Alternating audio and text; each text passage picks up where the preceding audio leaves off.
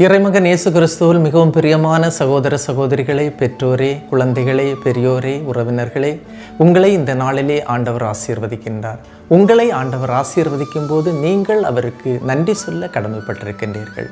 அன்பு தெய்வமே, இதோ இந்த மக்களை நீர் ஆசீர்வதிக்கும் போது இந்த மக்கள் உமக்கு நன்றி பாடுகின்றார்கள், உம்மை துதிக்கின்றார்கள், உம்மை வாழ்த்துகின்றார்கள், உம்மை ஆராதிக்கின்றார்கள்.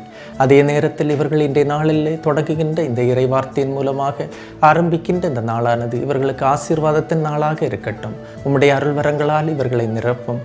முன்னாகவும் பின்னாகவும் வலமாக இடமாகவும் இருந்து இவர்களை பாதுகாத்து வழிநடத்தரும். உம்முடைய தூய ஆவியின் அருள் இவர்களை விட்டு நீங்காமல் இந்த நாளில் இவர்களை பாதுகாக்கட்டும். ஆமென்.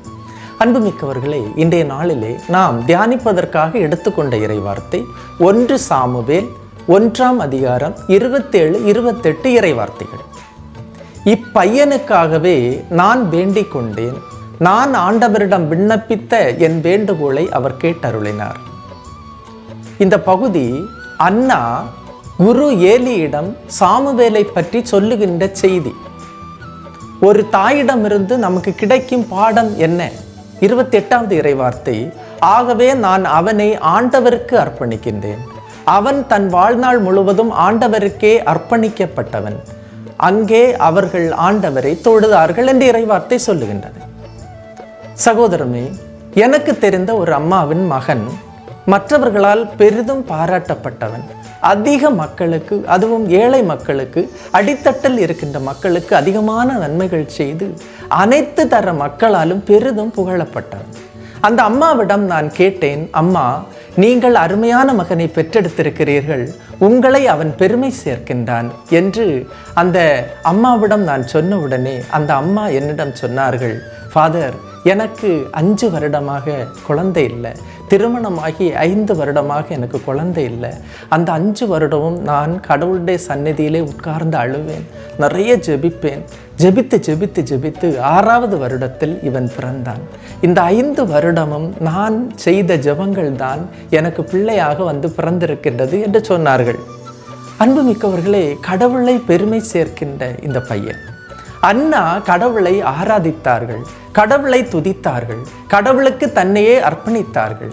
தாய் தன் மகனை கடவுளுக்கு அர்ப்பணிக்கிறார்கள், தனது தலைப்பேரான மகனை கடவுளுக்கு காணிக்கையாக்குகிறார்கள். ஆவியிலும் உண்மையிலும் செய்கின்ற வேண்டுதல் மட்டுமே உண்மையான வேண்டுதலாக இருக்க முடியும். சாமுவேலோடு ஆண்டவர் இருந்தார், அவன் வளர்ந்தான், இறைவாக்கினராக நியமிக்கப்பட்டான் என்று இறைவார்த்தை நமக்கு சொல்லுகின்றது. கடவுளுக்கு தன்னையே அர்ப்பணித்து வாழ்கின்றவர்கள் இறை ஆசீரால் வாழ்வார்கள். இறைவனின் கரம் அவர்களோடு இருந்து அவர்களை வழிநடத்தும், வாழ வைத்து காக்கும். தாய் தந்தையின் ஆசீர்வாதம் பிள்ளைகளுக்கு வந்து சேரும் என்பார்கள். இன்று இறை வார்த்தை கேட்கின்ற உனது பிள்ளைகளுக்கு உங்கள் ஆசீர்வாதம் கிடைக்கும். சாமுவேலின் தாயின் ஜெபம் சாமுவேலுக்கு கிடைத்தது. அன்புமிக்கவர்களே, சாமுவேலின் வார்த்தையை இஸ்ரேல் நாட்டினர் அனைவரும் கேட்டு கீழ்ப்படிந்தனர். நாளுக்கு நாள் அவரது வார்த்தை வளர்ந்து வந்தது. அனைத்து மக்களும் அவரை புகழ்ந்தனர். காரணம், கடவுள் அவரோடு இருந்தார் என்று இறை வார்த்தை சொல்லுகின்றது. கடவுளால் தேர்ந்து கொள்ளப்பட்டவர்கள், கடவுளுடைய அபிஷேகத்தை பெற்றவர்கள் அனைவருக்கும் ஆசீர்வாதமாக இருப்பார்கள். இன்று இறை வார்த்தையை கேட்கின்ற உன்னையும் கடவுள் உயர்த்துவார், உலகிற்கு ஆசீர்வாதமாக உன்னை மாற்றுவார். இந்த இறைவார்த்தையின் அபிஷேகம் ஆற்றல் உனக்கு கிடைக்க இந்த நாளிலே நான் ஜெபிப்போம். எல்லாம் வல்ல இறைவன், தந்தை, மகன், தூய் ஆவியார் உங்களையும் உங்கள் குடும்பத்தையும் நிறைவாய் ஆசீர்வதிப்பாராக. ஆமேன். இயேசுவுக்கே புகழ், இயேசுவுக்கே நன்றி. மரியே வாழ்க.